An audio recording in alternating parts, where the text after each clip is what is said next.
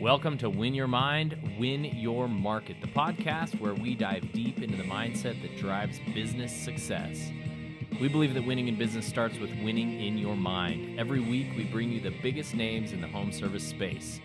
Industry leaders, entrepreneurs, and innovators who share their insights on how a winning mindset has shaped their journey to success. Get ready to explore the strategies, habits, and mental frameworks that can help you not only excel in your business, but dominate your market. Whether you're just starting out or looking to take your business to the next level, this podcast is your go-to resource for mastering the mental game of business. I'm Ryan Fenn with Justin Judd. Let's get started, because when you win your mind, you win your market.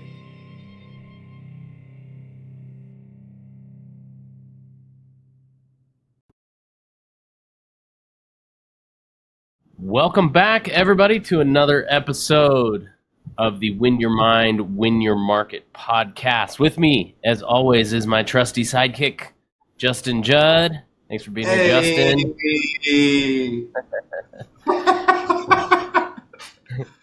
Thanks for the intro. Of course. All right. And we have a very special guest. I'm very excited today because we have Ben Hummel here today. And Ben Hummel is the VP of Business Development for Legacy Service Partners. Legacy Service Partners, if you've not heard of them, they are just an amazing group of talent. They boast some of the most respected home service brands in the country, all the way from California up to Maine. They are doing excellent things in the space, and Ben has been a big part of that. Ben and I were talking just a little bit before we started this podcast. His story is super awesome. We're excited to jump into it. So thanks for being here, Ben. Appreciate it. Yeah, of course. Thanks so much for having me. And as you mentioned, we've got quite a few businesses who are very heavy and love heavy users of Chirp and love their experience. And so stoked to get on here and talk to you guys and explore our mindsets a little bit more. Awesome. So, as everybody knows, the podcast is about mindset and having the right kind of mindset so that you can win in business. And we're going to dive into that. But I first want to talk to Ben. Ben, tell us about your story. Obviously we talked a little bit about, where your background, but I want to go back further. What got you into business? What got you, your start? Tell us where you started, Yeah, for sure. So I was born and raised in Southern California, and spent all through high school, here in California. Had the opportunity to play sports in college. So I was a soccer player. I was a goalkeeper. Got recruited to school out on the East Coast, and that in and of itself was a pretty intentional decision. I love California. In fact, I'm in Santa Monica right now, and it was hard for me to imagine not living somewhere else besides California, but felt like college was a really good opportunity to go expand your mindset a little bit, right?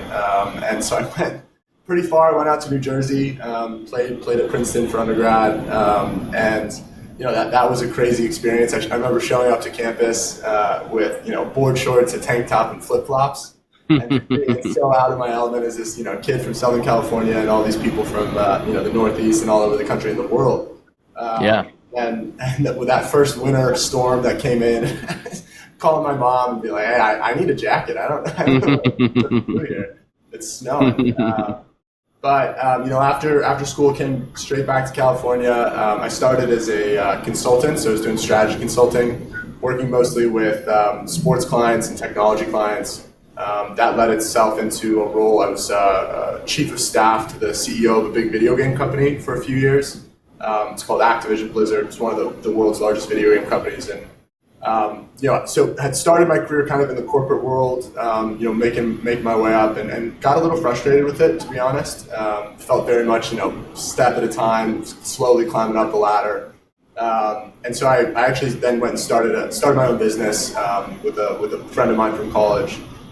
Very different. It was in the coffee space. It was a cold brew concentrate product. Worked on that for a couple of years. It's still going. I took a step back, but then I joined Legacy back in, December of 2022. So almost been 2 years.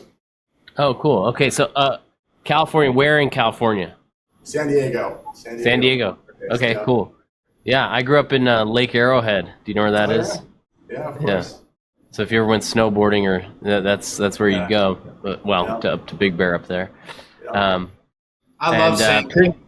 If I'm gonna do like a 3-day weekend, like San Diego is kind of the spot that I like to go to. I like the vibe there. I'm a West Coast kid.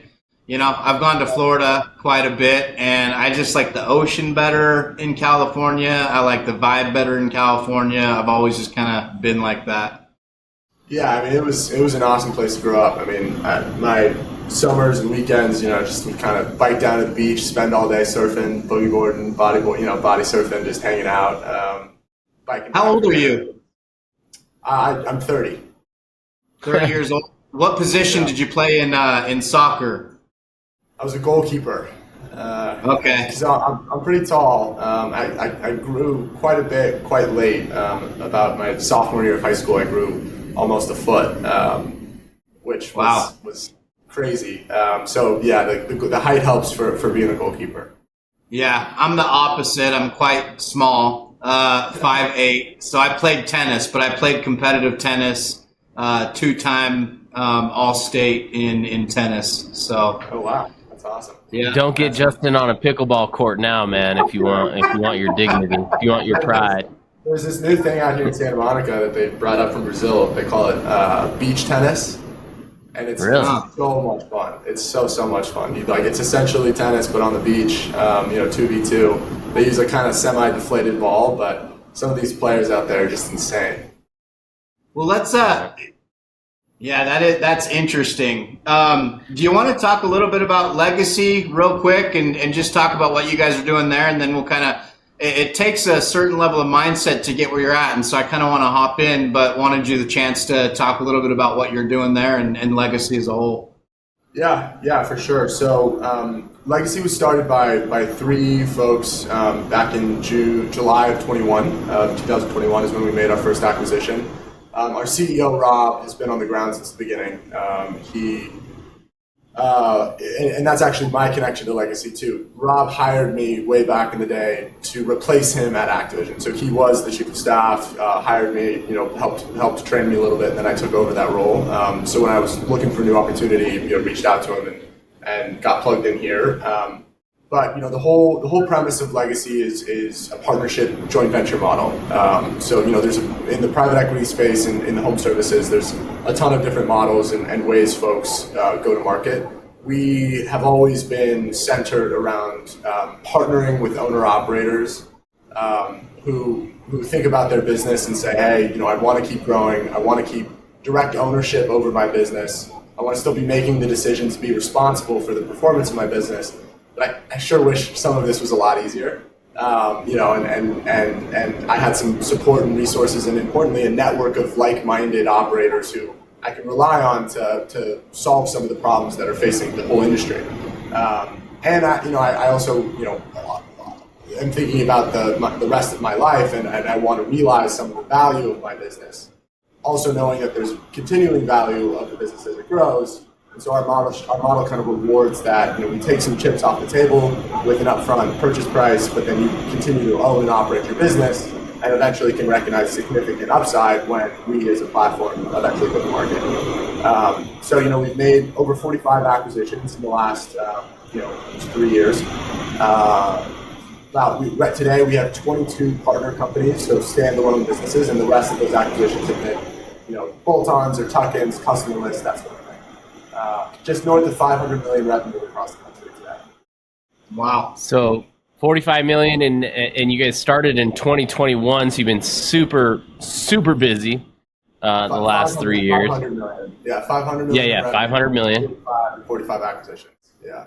Yeah, 45. Yeah, okay. And you have some really solid names. Some of our friends over there, H.L. Bowman, Dwyer Services, a lot of different companies that you guys have some really cool brands to be really proud of. We've heard nothing but good about Legacy. We've talked to owners who've just been so happy with the process of going into business with you, going into partnership with you. So that's really cool. You talked about obviously going to that little, obscure school that very few people have heard of, Princeton. Tell us. So obviously, competition in business is really important, and I think it is good. Competition is good. It's good to be there. Tell me about how that that competition mindset that led you to your sporting success at Princeton has helped you in your business and helped in your mindset to become who you are. Talk a little bit about that. Yeah. I mean, I think quite a bit about how sports is and playing competitive sports. At the Division I level, I had a brief semi-professional career, played for a season, but and how that has shaped my understanding of competition and importantly teamwork, right? And how that works to differentiate really, really capable teams against each other, and somebody has to win, and how does that happen, right? I think it might seem a bit generic, but everybody has their role to play on a team. I think what differentiates teams and helps folks win in competition is when those roles are speaking to each other, right? And everybody's got crisp and clear understanding of how they play and what they are doing is critically important to the success of the team broadly. So that you as a individual contributor, you need to nail and be really good at your area of what you're doing, whether that's HVAC technician, a call center agent, an AP clerk, whatever role you have. How that actually is part of this big machine that together everybody succeeding and winning on their own comes together to win as a team. I think that started from the beginning of my experience as a part of a team performing at a high level, and I try to bring that through to everything I do in business. Is being able to articulate what you do and how that's important, but also how all of those around you, how all of those on your team are contributing to your own success and how you're contributing to theirs. The more you talk about that, and the more that's really clearly defined, whether it's on paper or through team meetings or through quarterly meetings, whatever it is, I think that is a really important part of what I think about as business and defining competition.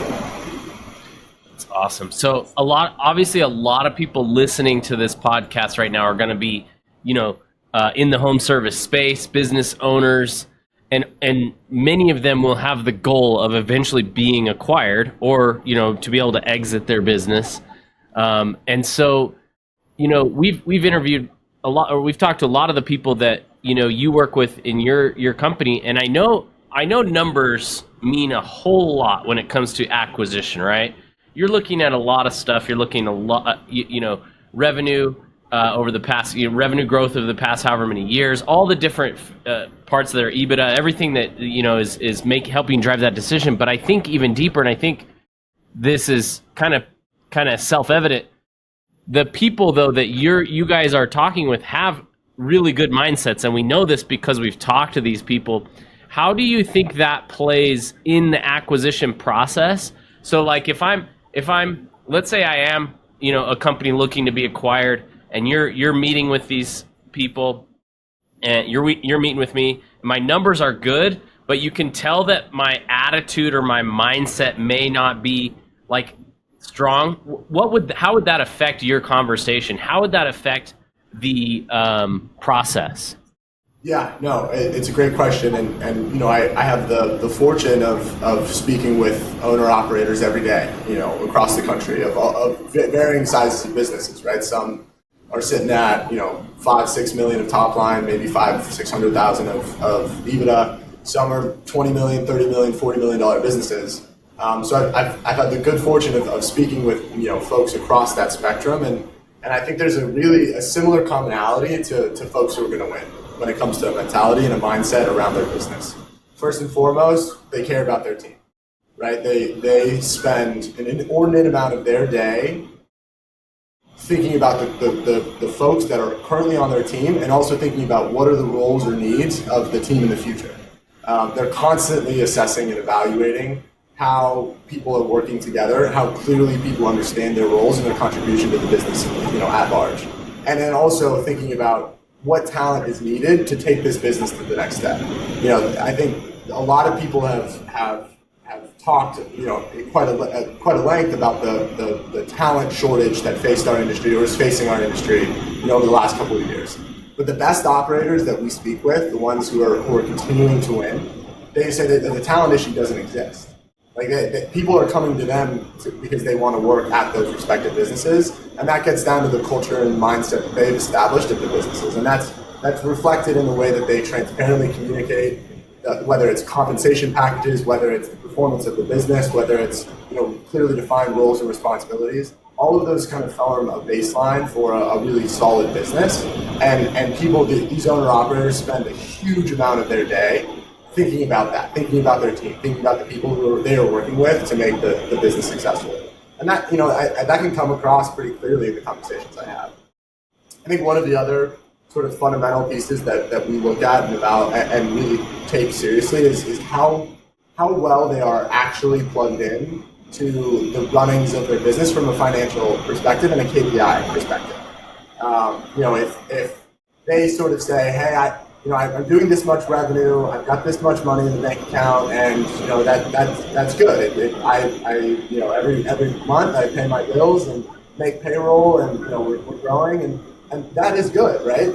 But there are those who actually dig into line by line their P&L and understand, hey, my percentage of labor is X and it should be Y, right? And why is it 5% higher this month than it was last year? Other than, or last year or even last month. Or my equipment and materials costs fluctuated, did we somehow get a price increase on, our Series 17 equipment, and we didn't reflect that in our price book? Those people who can almost recite line by line their numbers and understand what the trends mean from a month to month or year over year perspective, that really gets us excited, because that shows that they really care about the drivers of their business at a deeper level than just we're growing, so everything is good. Yeah, that brings up a really good point, because we find that mindset drives attraction to your business. And if you say it's really difficult for me to find good talent, it's really difficult for me to find people that want to work for me, that's like the immediate answer is that your mindset and that your culture is off. Yep. Because and that's like the clearest picture, like you answered the question by asking the question. If you ask, I don't know how to find good people, it's like, boom, I know, there's your problem. Because there are people out there that want to work, there are people that want opportunity, but they're not just, it's different than it used to be. They're not just going to show up at your door. They're going to go to the company that is that everybody's talking about. Oh, I love working here. I love the boss. He's a leader, and so that's, you bring up that point. It's really cool to think that it's funny how we can basically discover all of our problems just by saying the words out loud, and then you go, oh, it's me. What's that song? I'm the problem. It's me. So yeah, that's really cool. Justin, I want to make sure you're asking whatever questions you have on your mind as well. No, this is perfect. I agree. It's interesting how big of a shift just that little change can have. People that say, man, it's really difficult to find employees. Well, guess what? They're going to have a lot of difficulty to find employees. And people that say, man, I have awesome employees coming to me. It's really, it's easy to find good employees. Those people attract that exact same thing to them. So it's really interesting how that little change can have such a large impact. What I wanted to talk about, Ben, was you brought up you were working for a big video game company, right? Yep. And it sounded like it was a pretty big company from what you said, and it sounded like you had a pretty good role there. And correct me if I'm wrong, but I think you said you got frustrated kind of trying to move up the ladder. Is that right? Yeah. I was chief of staff to the CEO of this company. It's the world's largest video game company. And yeah, I definitely got a little frustrated with it's one ring up the ladder, right? Yeah. Just over and over. Yeah. Yeah, I get that. Yeah. And then you went and you started your own business, a coffee company. Yep. And it didn't quite work out. Is that right? No, it's still doing great actually. It just kind of was one of those things where I went and kind of scratched that very, very entrepreneurial itch. I mean, it started from nothing, no revenue, no product, having a product, having revenue, growing, taking venture capital investments and continuing to grow. It was more of just a time in my life. I actually moved to New York for it and was working out there, and just some outside factors and realizing that I kind of wanted a little bit of an in-between where I felt like I was part of a really dynamic and entrepreneurial industry that was growing quickly, but also wanted some of the more structure of a business and having healthcare rocks, that sort of thing, and wanted kind of a little bit of a hybrid, and I feel like being on the legacy services team is a really great fit there too, right? Where we are a massive organization at this point, right? 500 million plus across the country, but we've also been growing super quickly, and so it's a kind of a perfect mix of both worlds there. Yeah, I must have misunderstood that. I thought that you had said when you did that. For some reason, I understood it that it didn't work out. I thought you said you took a couple steps back, and the reason I was going to bring that up is I think that setbacks are oftentimes the biggest catalyst for growth. And so I'll just kind of, and I was going to ask you about that, but I'll just kind of, I'll switch a little bit and ask you, like, at what point in your life did you realize how powerful mindset is and the impact that mindset can have on your life? Yeah, that's a great question. I think the first time I probably intentionally conceptualized it was my senior year of high school. I'm going back to sports. Sports are a consistent through line through everything here, but I decided to play basketball my senior year because it was the off season for soccer. I wanted to stay in shape, and we had this amazing coach. The team the year before had been really good, but we were returning everybody, so we thought we were going to be a lot better that year. And I'll remember this forever. Before the season started, he sat us down in a classroom and he said, "Hey, what are your goals? What do you guys want to get done this year?"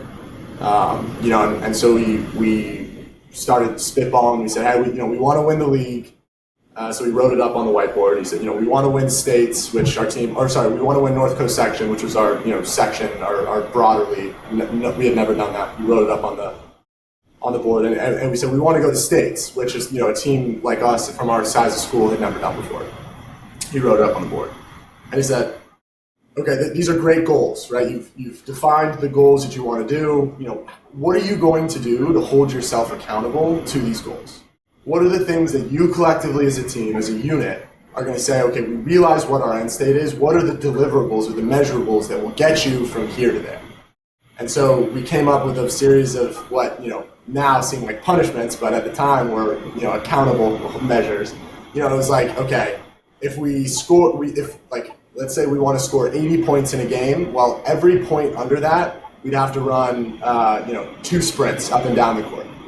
We wanted to hold the other team to a certain amount of points. Every point above that, 2 sprints. Free throw percentage. We essentially divided the game of basketball into KPIs. And when we said, hey, if we don't deliver on this, there's consequences, and we held ourselves accountable. So, we ended up blowing teams out, but for whatever reason, because of those KPIs, we'd be in the gym the next morning at 5 a.m. running like 40 sprints, even though we won by 25 or 30 points, right? That season, we went undefeated in league. Wow. We won our league, won our section, and we went to states. So we literally accomplished every single one of those goals that we wanted. And we did it by holding ourselves accountable through this sort of measurement of KPIs. And that was the first time that I really understood, hey, if you set your goals, you say, let's break it down into the measurable steps that we need to take as a unit, as a team, to get to those goals. And then we did everything. It was really, really powerful. So that was probably the first time it was my senior year of high school. That brings up like really two really important things, a lesson that I've recently learned, and then something I want to touch on about the KPIs, which is just incredible. I try to be, and Justin and I talk about this a lot. If you ask me right now, about where I'm at in business, I'm going to say I'm a beginner, because I've never run a business as big as the business I'm running today. Because yesterday it was a little bit smaller, and the day before it was a little bit smaller, and last month it was smaller, and last year it was smaller. So every single day I'm running a new company that is bigger than anything I've ever done in my life. And so my mindset is trying to be, what lessons can I learn now? Instead of trying to go, I've got it all figured out, I'm good to go. I'm trying to approach it from, how can I learn, right now? And I recently had a lesson about this taught to me, because you bring up competition in sports. I was never a competitive. I didn't play competitive sports in high school. I just never was into it, and my mindset was kind of well, what's the point? I'm never going to go pro, so there's no point in doing this thing, because I knew I wasn't going to be a professional, football player or something. So it was like, it seemed at the time like a waste of time. And my son, who's 13, has been playing football and loves it. And I've been seeing just this amazing confidence build in him, and this team player effort. I've seen him get really excited. Even sometimes, he's smaller, and he's not first string by any means, but he's out there, and when his team wins, he gets excited. Even if he wasn't part of the play, I see him jumping up and down like, we won, And that, to me, like, I had to have this full mindset shift that took me 40-something years to figure out. I should have known this a long time ago, but like I said, we're all learning, right? And so I looked at it and I go, oh, holy cow. My kid playing sports is teaching him things that are going to help him throughout his entire life. And that's just, something I had to take time to learn. And I always make this joke in business where I say, business is 90% confidence and 10% confidence. And I think you're only 30 years old, and you've had tremendous success. And so it's really cool to see. And I think you learned some of those lessons that took me a lot longer to learn, of competition for one, but team collaboration, being excited for a team to win, being part of that, and having that mentality and that confidence. So I just wanted to touch on that, because I think that's really cool, and it's a lesson I've learned recently. I think, for those of you that are listening that have kids that aspire to be in sports, don't follow my mindset, which was, oh, they're not going to be pros, so don't bother. There's a lot to learn from. There's a lot to learn from being, a part of a team. The other point I wanted to touch on was the mindset of kind of this, like, get things done mentality. I did grow up we talked earlier, I grew up in a place called Lake Arrowhead, and I wakeboarded. That was kind of what I liked to do when I was a kid, was wakeboarding, and I still like to do it now. I'm just not not as limber as I used to be. Risk of injury is quite a bit higher. Yeah, exactly. But I grew up in a really unique place. I grew up on a mountain, in a mountain neighborhood, mountain community, where there was actually a lot of wealthy people, because the lake was a private lake, and there was a lot of really nice homes on the lake. And then there was also a full separate economy of just, normal, working class, blue collar people. My dad was a custom home builder, and so he did well, but we were by no means like the rich kids at school, like some of these other kids were. And the rich kids always had the nicest boats and the nicest wakeboards and the nicest ropes, and all the stuff that that you would think you would need to be successful. But my mindset was always just get out and practice. And we didn't have a great boat. It was just my dad he just got this old boat and an old rope and an old, we called them scurfers back then. But you just kind of made me think of this, because it was like, I was able to get out and compete with these guys simply because my mindset was get out and get it done, get the work done, get to work, versus, let's focus on getting all the nicest stuff, getting all the nicest equipment, investing here and there. And I think that plays to your mindset and some of the people and some of the business you do, I just think of this because I think of some of the guys that are boots on the ground out there. If you gave them the oldest tools and the oldest junk, they're going to get the job done. And I think that plays a lot to the mindset of what you were kind of talking about. I don't really know why that kind of triggered in my head, but I just kind of thought of that as far as like just getting the job done. Can you speak to that a little bit as far as mindset goes? Yeah, definitely. I mean, I think there's a tendency sometimes to think that throwing money at the problem will make it go away. You see this in marketing all of the time, right? Like, calls, the phone's not ringing, so let's just throw money at buying these leads, right? Or let's do a rebrand, right? And spend a bunch of money on a refreshed website and hope that changes things. And look, sometimes that might work, and sometimes that's needed, right? Sometimes a brand does need to be refreshed, or you do need to increase your marketing budget. But ultimately, what's going to win the day is your team going out there and tackling the step-by-step process that hopefully you have defined and made a really critical part of your everyday business operations, right? If everybody knows what their role, again, going back to this, if everybody knows what their role is, if everybody has a clear definition of what it's going to take for them personally to succeed, but how that translates and communicates with the rest of the team, then those are the businesses, those are the teams that are going to go out and win, right? If you have a technician who understands exactly how their work is going to, one, compensate them, most importantly, probably take care of the customer, right? Because ultimately, right, what all of our businesses are in the business of doing is solving homeowner issues, whether it's plumbing, HVAC, electrics, drain, sewer. If they know that they're doing that, but that in turn is going to help them build a life for themselves and their families, and in turn help the business continue to succeed, to continue to provide more opportunities.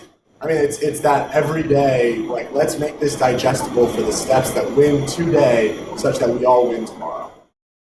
Yeah, I think that's awesome, because it's like that is a huge thing where people are like, oh, let's just throw money at it. Like you said, it's like that mentality of give them the boat and the rope first and then go out and learn to wakeboard. It's like no, I want the guys that can make it happen even on the little junky boats. I'm going to give them the boat and I'm going to give them the nice rope and I'm going to give them the nice weight, but I want to see that they can do it first without it.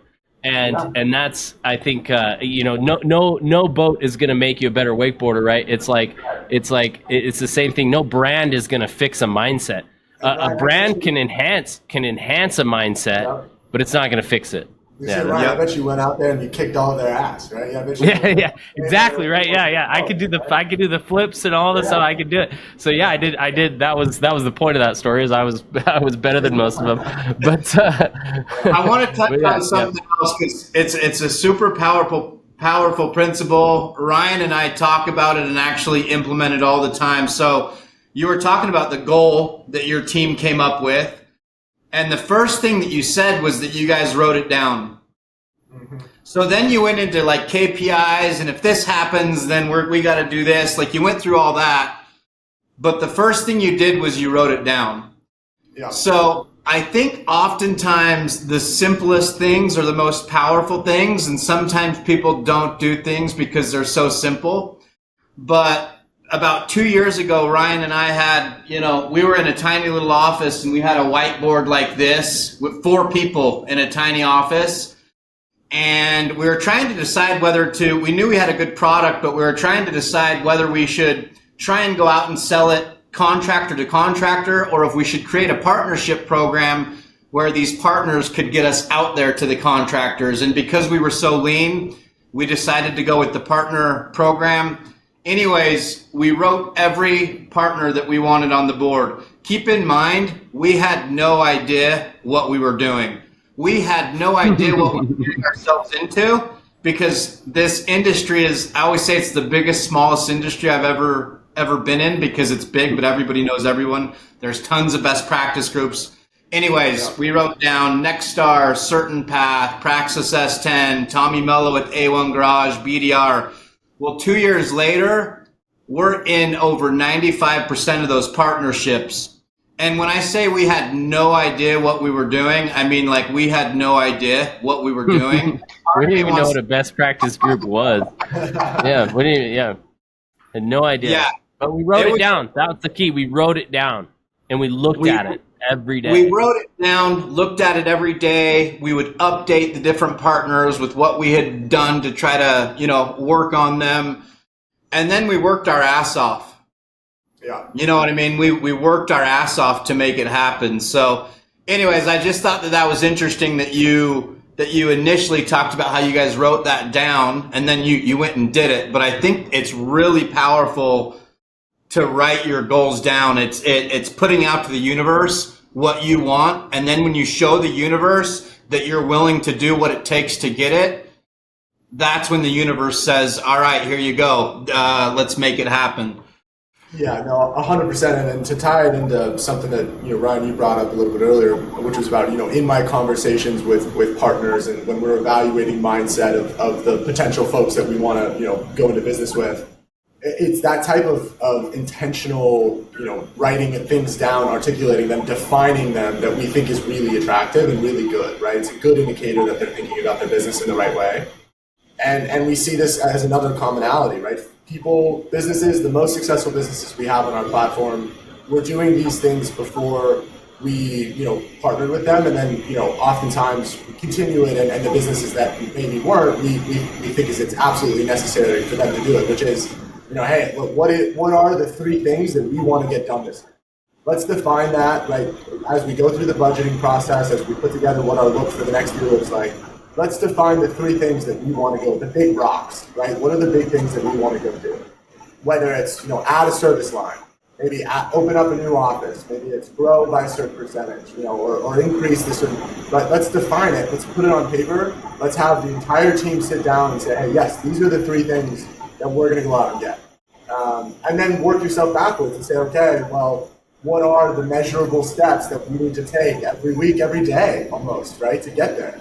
And write it up, right? I mean, we talk like 3-day call boards, right? Or, what weekly KPIs, what's our weekly revenue number? What's our weekly gross profit number? What's our weekly job number? Like, the more you can define those and write them down and make them visible, not only to the management team, but to everybody, the better the team's going to perform.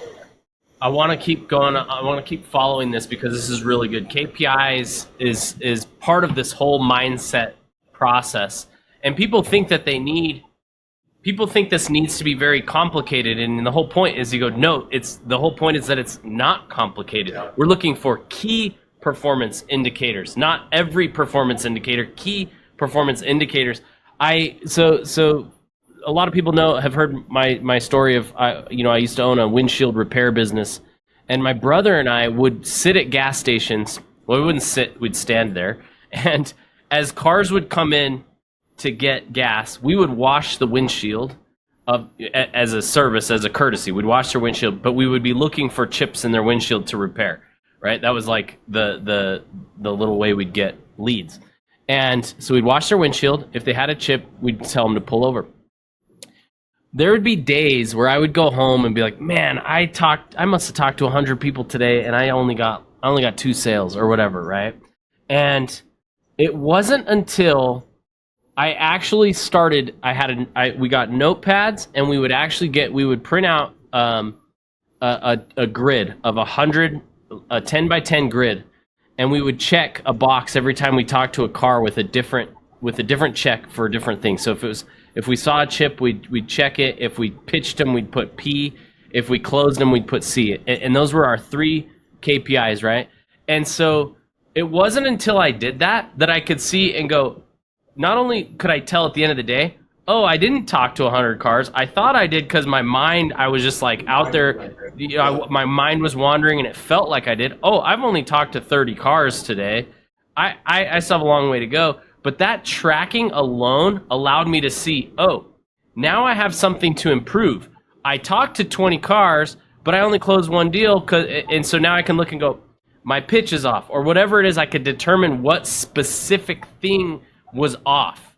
And that allowed us to immediately start scaling. Our business 4x'd in a month when we started doing that, because we could see the problem, but we could not see it before. And until people will get the mindset of tracking what they're doing and then determining where they can improve, they will. I mean, you can't improve. How do you, like that? That's a really small example, and obviously you're into some much more complex stuff than us sitting out at the gas stations.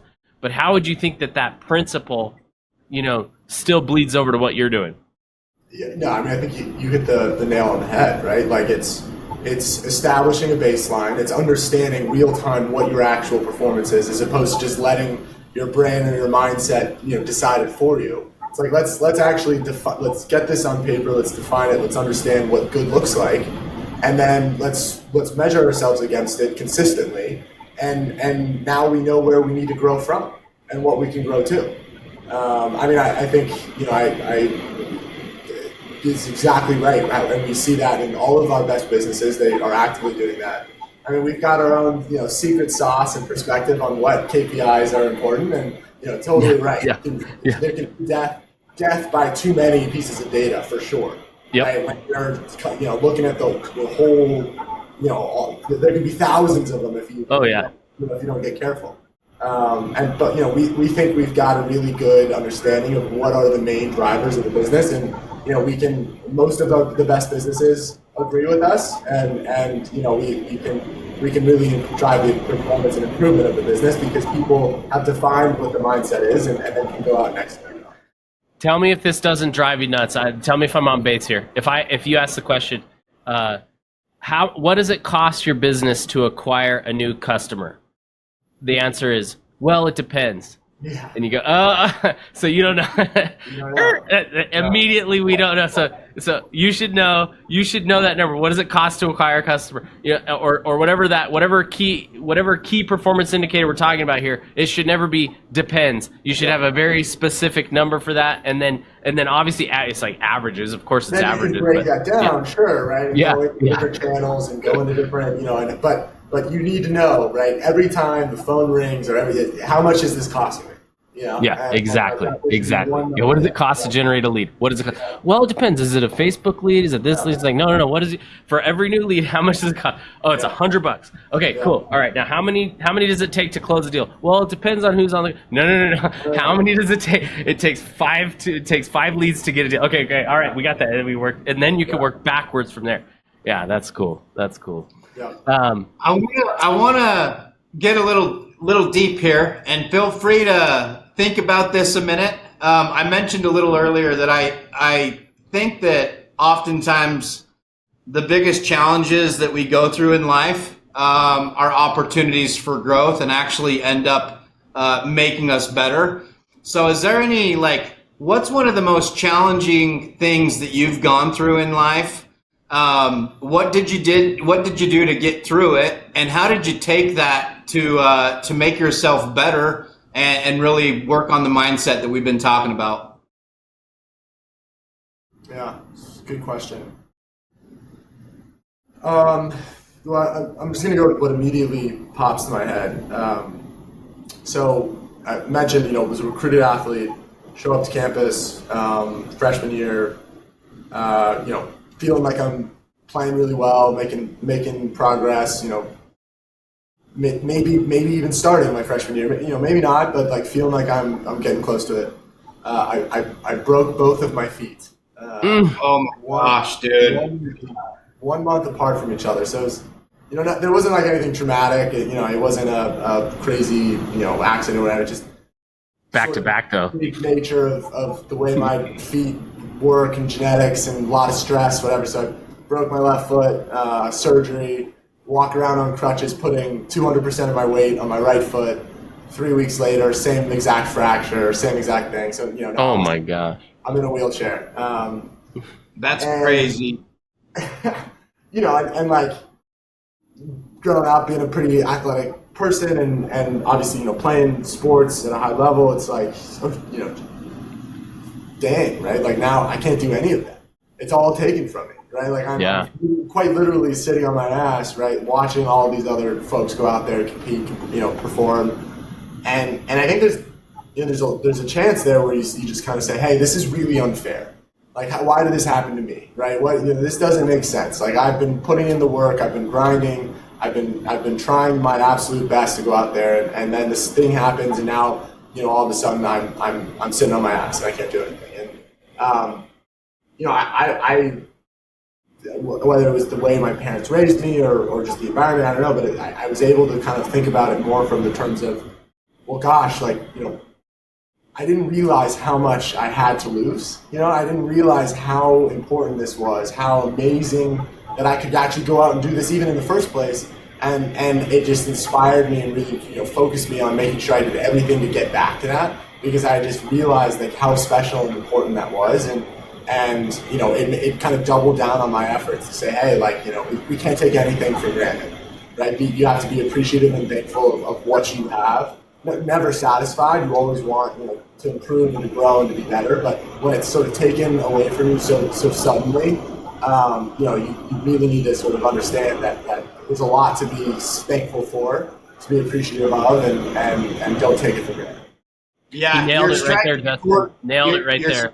You're striking a chord with me right now. So I just broke my tibia, fibula, and dislocated my ankle to a 90-degree angle playing competitive softball. So I slid into second base, and there was a hole under the base. And so when I went to slide, my foot got caught under the base. And so when I went to pop up from the slide, my foot snapped.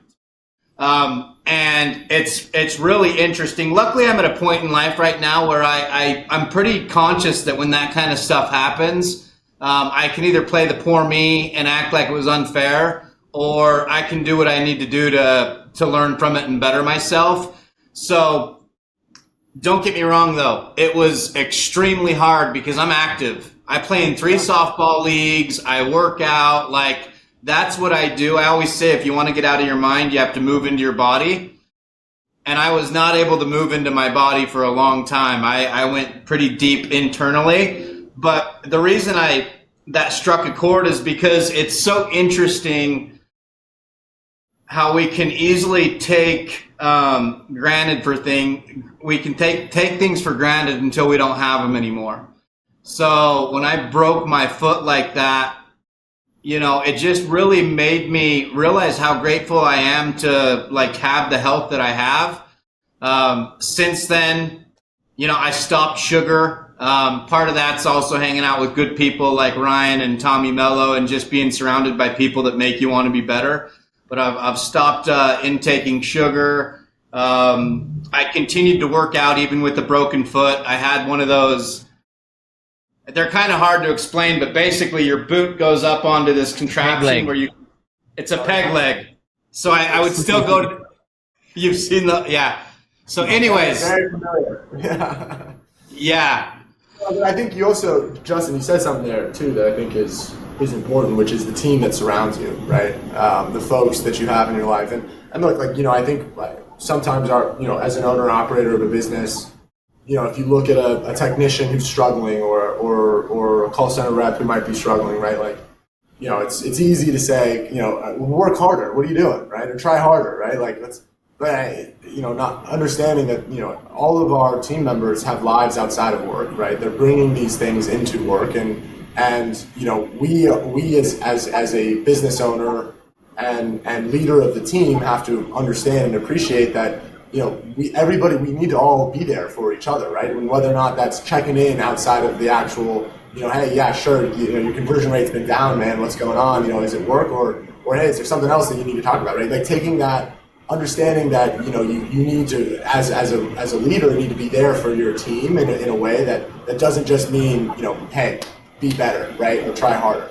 And then similarly, our team members need to feel like they have that support structure, because that's what I know I lean on, right? I lean on my team here at Legacy. I lean on my family and my friends, right? I was only able to really recover from that because I was part of such a great team that really, had an awesome coach who said, hey, this is a setback. We're going to work harder. We're here for you. We'll get you out there soon, right? That's huge because, I mean, we talk about that too with Justin, and there's a lot, having the right, protecting your energy, protecting your mindset by being around the right people, because the storms are going to come. They're probably going to come for you at a different time that they're going to come for somebody in your circle. And if you have that circle, you're able to, I mean, it's like you have to be able to lean on them. And it's like with Justin, and we have another guy in the office who broke his wrist right before in the same league. And Justin was right there with him at the time to help him get through, because he didn't want to go down the path of taking painkillers, pain medication. And so he leaned on Justin for support to stay away from that. And it's like, you've got to have that fortification around you. You've got to protect your energy, and you've got to rely on. We're all here to help each. You have the mindset you were here to help each other get through this, and that when storms come, we need to be the strength for the other people, so that we can rely on them. And that's just like so important a mindset to me, because you know how it's like when you're alone. I think it's scriptural, where God's like, man, it's not good for man to be alone. It's like, we need our people, we need our mindset, and we need to protect it. And I think there's a fine line, like you talked about your CSR. There's a fine line where we want to help people and be around people, but you also need to protect yourself. If you find that somebody is pulling too much energy from you, and they're not willing to contribute back to the relationship, you should set boundaries for how much time you're spending with these people. Because if you're going to slide into that, you'll just slide right into that same negative mindset. It's funny you bring up you brought up having the gratitude. Gratitude to me is like, that's like the number one word that you can use to say whether or not somebody's going to be successful in life. Are they grateful? And I look at the different paths that somebody can go down. There's key moments in your life that could completely send you off. And I thought of something kind of funny when you were talking about when you broke your feet. I was part of the team early on. If you've ever seen the movie Napoleon Dynamite, when it came out, I helped promote that movie in LA. We would go to the they did this. They had never released a movie like this before. They would go and they would put it at these smaller theaters, and then me and my friends and everybody would try to get other people to come to these free screenings of this video, so that people would start talking about this movie before it even came out. So we saw it like 10 times before it even came out in theaters, because we had been bringing people to it. But I thought of Uncle Rico sitting there complaining to Kip how he's like, man, if coach would have put me in fourth quarter, I'd have taken state. I'd be sitting in I'd be gone professional. Yeah, I'd be sitting in a hot tub soaking it up with my soulmate. And you could have done that exact same. You could have broken your feet and just said, dang, that's it for me. And you would be not at Legacy right now. You would not have started a successful coffee company. You would not have graduated from Princeton. I don't know. You didn't mention that you actually graduated, so I don't know if you did or not, but I'm assuming you did. But you would not be. I mean, if you had taken the approach of, poor me, man, I wish I hadn't broken my feet. Look at the difference that something as simple as that could change and completely change the direction of your life. So kudos to you. That's really cool. I love the word gratitude. I think it's just like, that's the immediate. It's like, are you grateful for what you have? Even if it's nothing, even if you have nothing, are you grateful? You can be successful in this world. Yeah, no, I couldn't agree with you more. Yeah. You brought up something else that's really interesting when you brought up that story of breaking both of your feet. So I was in Hawaii on vacation, and I was sitting in the hot tub, and there was a husband it up and with your wife. soulmate. No. I was hooking up with this. Yeah. No, we won't get into that right now, but that's a whole different mindset.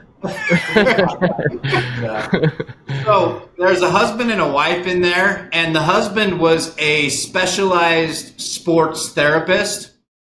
So he would a sports psychology therapist, and he specifically worked with athletes that got injured.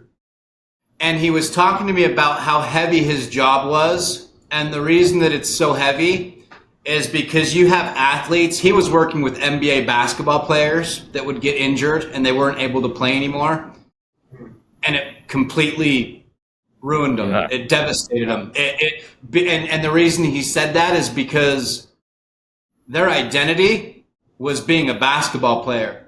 So when they get injured and they can't play anymore, it's like their identity is taken away. And I just thought that was a really interesting concept, because I believe we as humans are powerful beyond measure.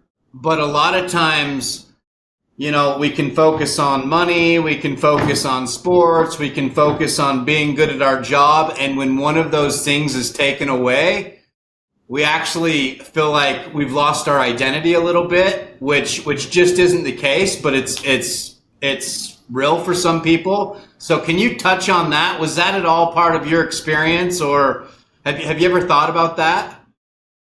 Yeah. I mean, I feel like I'm harping on the same tune, but, you know, I mentioned that I, you know, played semi-professional for a season. You know, I didn't get paid or anything. It was called the NPSL, which is like the league below the MLS.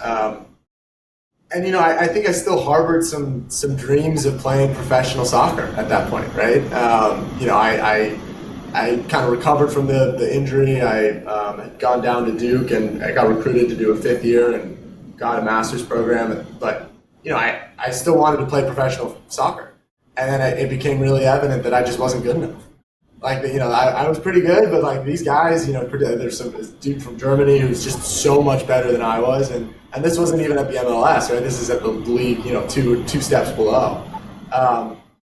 You know, for so long, my entire identity had been wrapped up in soccer and you know, achieving success on the field and thinking that was maybe somehow, you know, part of my internal validation process. And you know, I think, and this is back to what Ryan was just mentioning with gratitude. You know, what I think got me through that, and ultimately what got me around, is like, you know, how grateful for the opportunities that I've had that soccer had provided up to that point.